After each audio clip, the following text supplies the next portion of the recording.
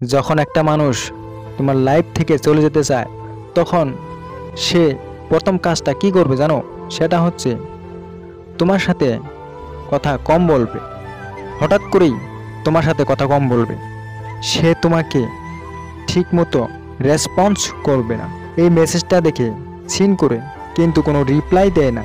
এই জিনিসটা করো না। আমি আবারও তোমাদেরকে বারবার বলি যে ওপরে কিন্তু একজন আছে, সব কিছু দেখছে, সে কিন্তু কাউকে ছাড়বে না। এটা মনে রাখবে। হোয়াটসঅ্যাপে মেসেজটা সিন করলো কিন্তু রিপ্লাই দিল না। দেখো এখন তুমি কি করবে, তোমার কি করা উচিত? কেন এমন করলো আমার সাথে? এই প্রশ্নটা আমাকে রিসেন্টলি অনেকজন ইনস্টাগ্রাম মেসেজ করে জিজ্ঞাসা করছে। দাদা এরকমভাবে হঠাৎ করে আমাকে ইগনোর করতে শুরু করছে।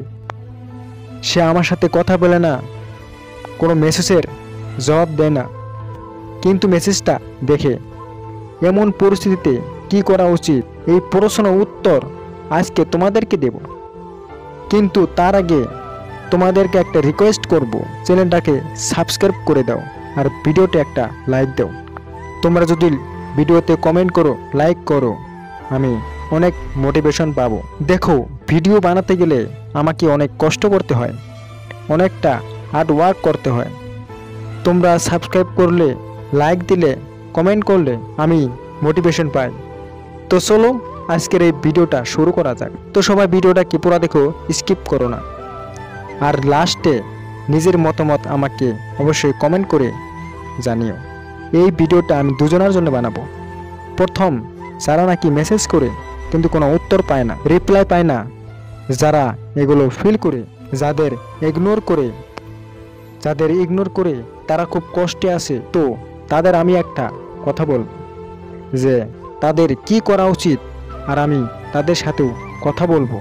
মানে যারা এই হোয়াটসঅ্যাপের মেসেজ দেখে কিন্তু রিপ্লাই দেয় না, তারপরে হঠাৎ করে কারো জীবন থেকে বেরিয়ে যায়। প্রথমে খুব ভালোবাসা দেয়, খুব কথা বলে, তারপর হঠাৎ করে তার মনে হয় যে সেটা আমার জন্য ঠিক নয়, তো তারা চট করে কিছু না বলে তারা হঠাৎ করে একেবারেই হৃদয় থেকে বেরিয়ে যায়। তো তোমাদেরকে আমি একটা কথা বলবো, যখন একটা মানুষ তোমাকে আর চায় না নিজের জীবনে, সেটা কেন চায় না তার অনেক কারণ হতে পারে, সেটা আমরা পরে বলবো। কিন্তু একটা মানুষ আর চাইছে না তোমার সাথে সম্পর্ক রাখতে। আগে তোমার সাথে খুব ভালো সম্পর্ক রেখেছে, তোমাকে ভালোবেসেছে, তোমার সাথে কথা বলেছিল, কিন্তু এখন সে তোমাকে আর চাইছে না। অনেক সময় কি হয়, তারা বুঝতে পারে না যে কি করা উচিত, তারা এই জিনিসগুলো করা শুরু করে। আজকে মেসেজ গিয়েছে, সেটার জবাব তুমি কালকে দিলে। তুমি দেখবে যখন একটা মানুষ তোমার লাইফ থেকে চলে যেতে চায় তখন সে প্রথম কাজটা করবে, সেটা হচ্ছে তোমার সাথে কথা কম বলবে। তুমি দেখবে সে তোমাকে ঠিক করে রেসপন্স করছে না, কি করে সে তোমাকে দেখাবে যে সে খুব ব্যস্ত। সে দেখাবে আমার লাইফে খুব স্ট্রেস চলছে, আমি খুব বিজি, তাই আমি কথা বলতে পারছি না, আমার সময় নাই।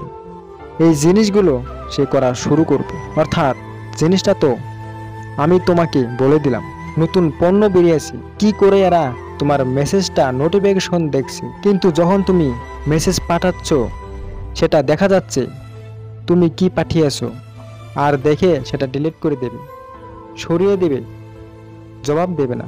কিন্তু ওখানে কিন্তু তারা অনলাইনে আছে, আর এটা দেখে আরও কষ্ট লাগে, খারাপ লাগে।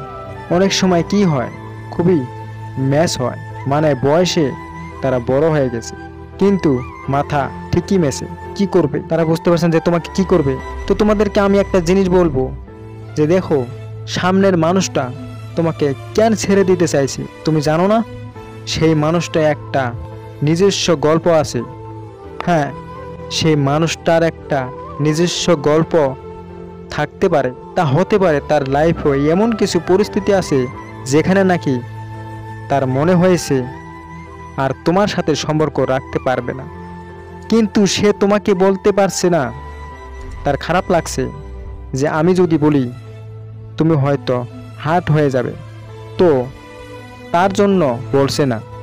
বা এরকমও হতে পারে তোমাকে আর পছন্দ হয় না, এখন ভালো লাগছে না, তাই এই জন্য সরে যেতে চাইছে, কিন্তু কি করে যাবে বুঝতে পারছে না, তাই জন্য তোমাকে ইগনোর করছে।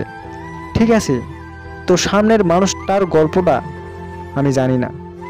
এখানে আমরা কি করি, বেশিরভাগ ক্ষেত্রে কি হয়, আমরা সামনের মানুষটার উপর রেগে যাই, ওকে হ্যাট করতে লাগি, ওকে গালাগালি দিতে লাগি, এই মানুষটা খুব বাজে, খুব খারাপ।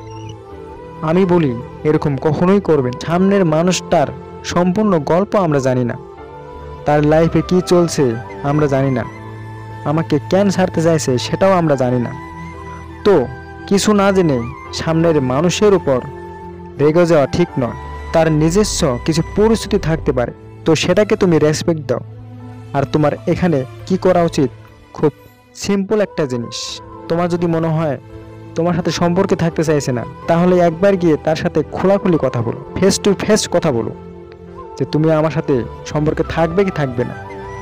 তখনই বুঝতে পারবে সে থাকবে কি থাকবে না, তখন সে ক্লিয়ার করে দেবে।